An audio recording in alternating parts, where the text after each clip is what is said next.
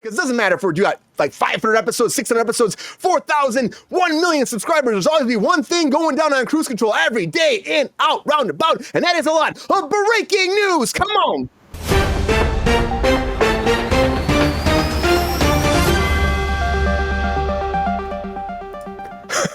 This just makes me laugh, everybody. Bob Iger. Bob Iger was asked to be running for president, everybody. Bob Iger, not for president of Disney. He's already there. He's already running Disney. He's already running Mouse.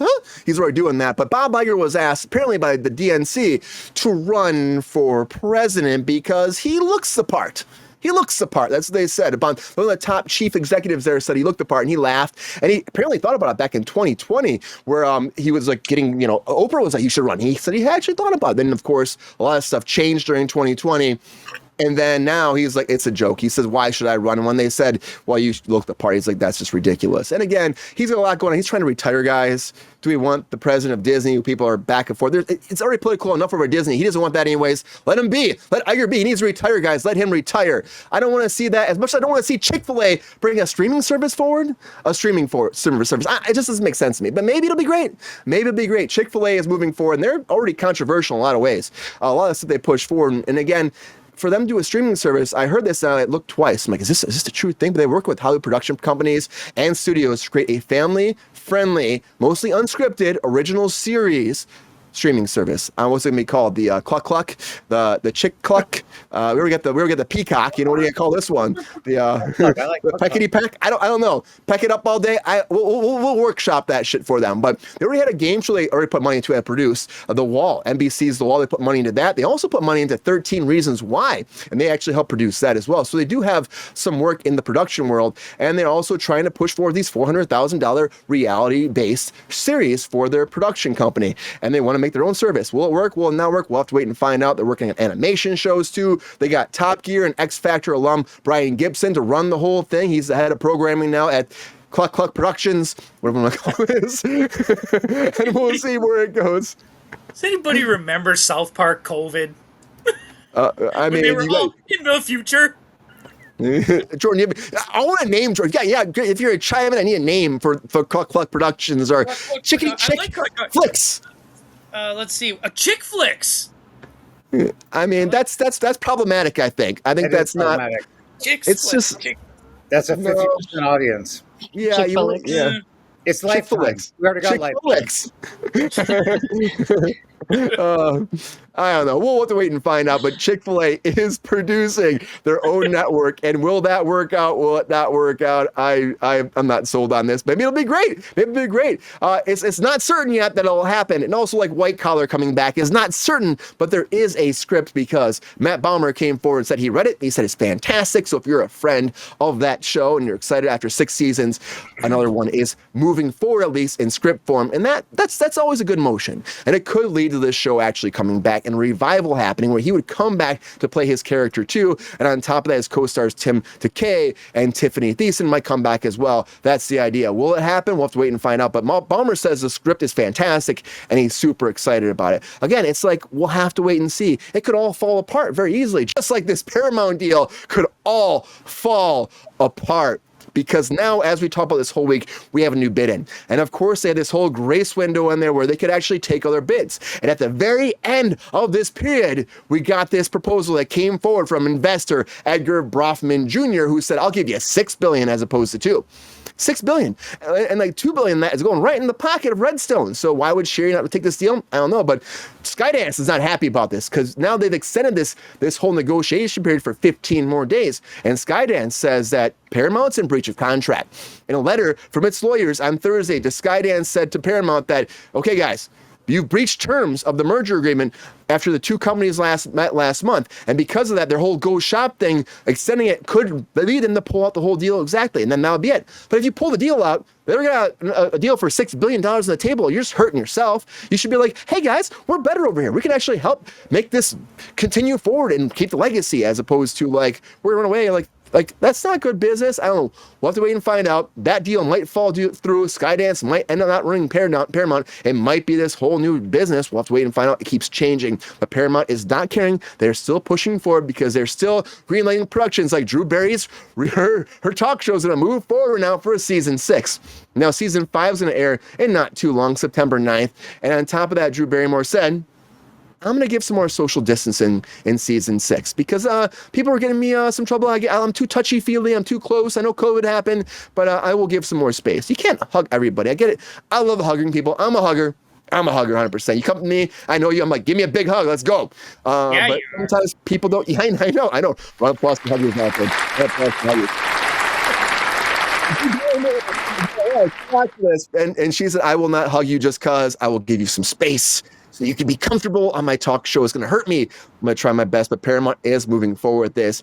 And speaking of talk show hosts, come on, Conan O'Brien wants to be on White Lotus? Oh, come on, man. I mean, it's a joke in a lot of ways, but I think he would do it, of course. He's got his HBO show. He's got his podcast. Conan O'Brien needs a friend. And on that, he said he actually saw Mike White, the creator of White Lotus, and he said he was in Bangkok. And he said when he saw him, if there's a part for me, I'm available, guys. I'm available. And Brian looked at him and said, hey, guys, you know, there's a lot of sex work going on there. So I don't know if you really want to do the sex work. And Brian's like, hey, I could do that. I could be a gigolo. I could be a gigolo or something. Just hook me up. And so he said, yes, we could maybe make that happen. Come on, guys. He's not going to do that shit. That sounds like a bad idea. It's like this Y2K movie coming out. I don't know why this is happening now. Y2K happened a long time ago. This seems like it'd be a early 2000s movie, not like a 2024 movie, but A24 is doing this. And I love A24. But this to me, it could be something that doesn't work. I watched a trailer. If you haven't seen it, check it out. It's, again, the clock strikes midnight and 2000, and all the machines start attacking these kids that are having a party. And you have a cast here, of course. You have Jaden Martell from the It films. You have Rachel Zegler from West Side Story. And you have Julian Dennison, who was in Deadpool 2, of course, was the villain in that, or the disgruntled kid that Deadpool had to save. But they're all coming together for a party, and the clock strikes midnight, and then everything goes bad. I saw the trailer. It was kind of, it seemed like weak sauce to me. I don't know, but hopefully it's good. Again, Y2K sounds like a good movie for back in the early 2000s. 2024, I think we're way too long. Just like The Crow reboot. Oh my God, Jordan's going to get crazy about this, but The Crow reboot's come out. The embargo was lifted yesterday at 7 p.m., right when the first viewings came out. That's never a good sign. Never a good sign. Never a good sign. And right now it's a 20% on Rotten Tomatoes for critics. It has a 64 for audiences, so some audiences like it. But on top of that, the critics were really beating this thing down, beating it down bad. One critic response I have right here says, it drags through a slow love story, lacks original's dark, gritty atmosphere, and missed the intensity that made the 1994 movie a cult classic. And again, when you see this trailer, it could have been anything. You could have just called it The Man That Came Back from the Dead, or Dead Man Walking, or Bird Boy Flies Again. You could have done a lot of things, Jordan. And instead, they called it The Crow, and Lionsgate, they had a whole bidding war for this. And I see that face tie. They had a whole bidding war for this, too. And then Lionsgate won the bidding war, and now it's just getting trashed. But yeah, everybody else is like, thank God. It sucks. You've seen that before, Allie, where like movies have like embargoes like that and they hold out for reviews. That's only a bad sign, isn't it? Yeah, it's not something that you figure is optimistic. Yeah, but have we ever seen them hold an embargo until the time the movie comes out, 7 p.m.? Like, usually it's the day of or the day before. They held it till the time of the first showing. It's not good. Yeah, no. Lionsgate sure won something there. How do you even release at that point? How do you even release knowing that, like, isn't that when they actually tend to go back and recut? Was there just no saving it? Well, the biggest problem I heard is, so you remake The Crow. It's a big graphic novel back in the day, and you made 50 minutes, I heard, a love story. Like, that's all done in flashbacks. You don't need 50 minutes of their love story. It makes no sense. 49 minutes too long. No, Jordan's not happy about that. We'll get more time to talk about this, but it is a red. It's like it's an alarm. It's an alarm that goes off. You see that, you know there's a problem with this. I was looking forward to this when they cast Skarsgård. I really Me too. Skarsgård's great. He did great as Pennywise too. I think he does a lot of good performances, but I think that overall, it's not his. It's like none of the critics said it was the acting at all. They said it was the story. It's good. I heard. Yeah. That's the one thing they'll say. The acting's great in this. It's just that comes down to the story. And of course, you're putting the name Crow on here. And it's not the Crow. It doesn't follow. I heard they really tried original. They really tried to delve into the John Wick fame. A lot of the action scenes are really John Wick like. Like the Crow's basically John Wick. Care. That's what Peppy wants to know. Do you really care? Do you really care, Jordan? I know what Jordan does care about. The original Dark Knight, the Batman, because the Batman 2 is, of course, been moving forward. And Matt Tomlin came forward, who is, of course, helping write this with Matt Reeves. And he said that it's shooting next year. And they're gearing up right now. But he's been just really talking great things about Matt Reeves when it comes about this production and how excited he is about how Matt Reeves is possibly going to change everything with this. He said he spent so much time with him because he's a true artist who is operating in a world where sometimes art doesn't get to flourish. And he's trying to make something that will really matter. That's what he said about the Batman too. So to be able to be here working with him and be on this ride and be a part of this process, he says pretty unbelievable, pretty tremendous, and he's psyched for the movie to come out. So hopefully it'll be great because again, the Batman 1 had a little bit mixed reviews, did really well, but this one's coming out October 2nd, 2026. It would have been pushed a year because of the strikes and everything else. I know, Queen, a lot of people didn't like it. Of course, I will still say about Pattinson, he was a one-trick pony. He was Batman the whole time. I wanted a Bruce Wayne. The best people can decipher between both characters. We had that conversation on Wednesday. If Keaton's probably the best Batman because he at least had different characters going into the movie. He played two characters. Again, Pattinson was Pattinson, moody the whole time. Again, I think Clooney's the best of the best. It's probably people less, but I think he's the best Bruce Wayne because he is Bruce Wayne in real life. He has all in the world. All the girls are coming after him. He is Bruce Wayne. He wasn't Batman. Christian Bale. Well, Christian Bale was good, but But when it comes down to being Bruce Wayne, though, Ron, to being Bruce Wayne, Christian Bale's Bruce Wayne was still kind of Batman-ish. He tried a little bit, but Clooney was Clooney, which is Bruce Wayne. Clooney is Clooney. Yeah, he's Clooney. Clooney is Batman, not Batman. Clooney is a good Bruce Wayne. I will give you that. Are you excited about it? I mean, but the Pattinson one, he just was like the ultimate millennial Batman because he was just emo the whole time. Yeah, but he's still learning his thing, and I'm really hoping. But he's emo, Jordan. He's emo. I hope in the second one they delve into Alfred, maybe saying, "Hey, you got to put on a little persona here." Yeah, you know what I'm talking about, that hairstyle. That like, how often did he have the mask off? I like that, Allie, but Batman.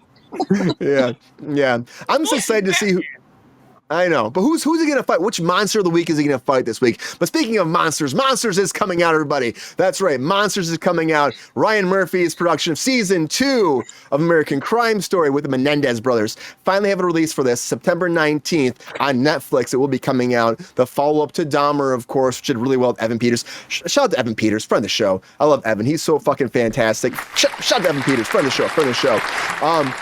But season 2 will start, again, is about the 1996 conviction of the Menendez brothers and the murders of their parents. I don't know. I'm not really stoked on this. They did this before, and I actually heard from people that worked in the production, they're actually going back to the same locations they used for the last version, which is kind of lazy to me. I guess it worked before, do it again, but it's going to be like a reboot of what we had before in a Ryan Murphy world, probably. Yeah, that's what I'm saying. Like, I don't think we really needed this. I don't know. But, talking about villains, though, too. I don't know if you've seen Bad Sisters, but Bad Sisters is coming back. And I did not think this was going to come back. This is an Apple TV Plus show. It seemed like a one-and-done season. Again, we talk about Dark Matter. That's doing the same thing, coming back, which is supposed to be a one-and-done season. This was about a bunch of different sisters.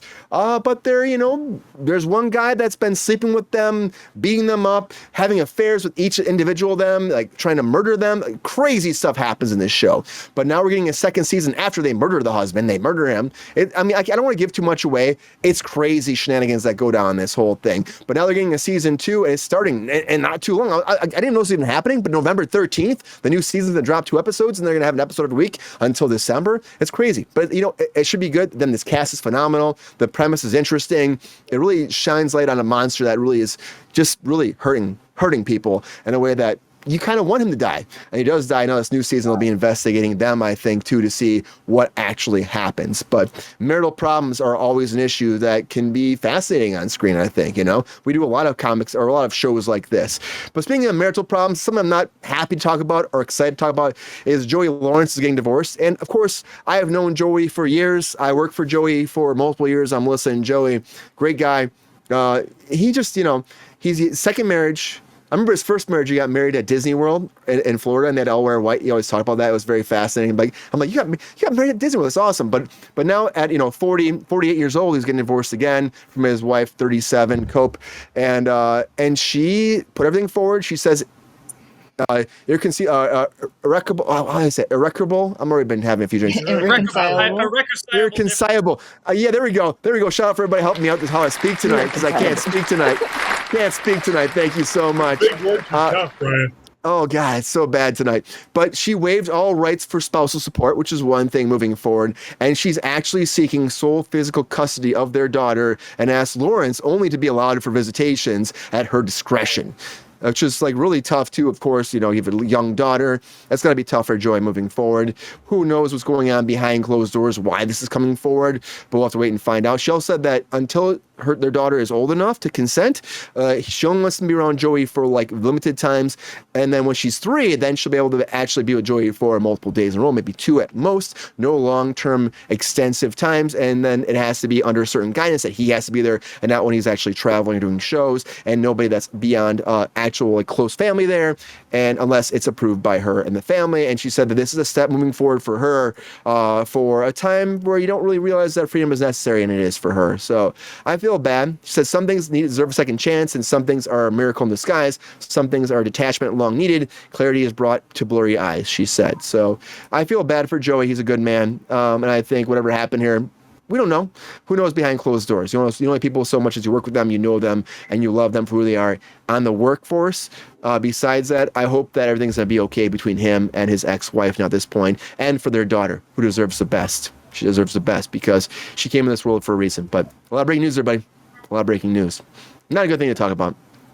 But I will say this, like I know Ron, you know Joey for a long time. Yeah. We're going to talk about that some more, Ron. We're going to talk about this some more. But I really hope that end of the day, this is for the best for everybody. That's all you can hope for. Yo, player, if you enjoyed this video, please like and subscribe and hit the bell to be notified when we are live. And if you are able to join our Patreon, please join. Because the Pep Star needs more snickety snacks. Because I'm hungry. Holla back. Love y'all.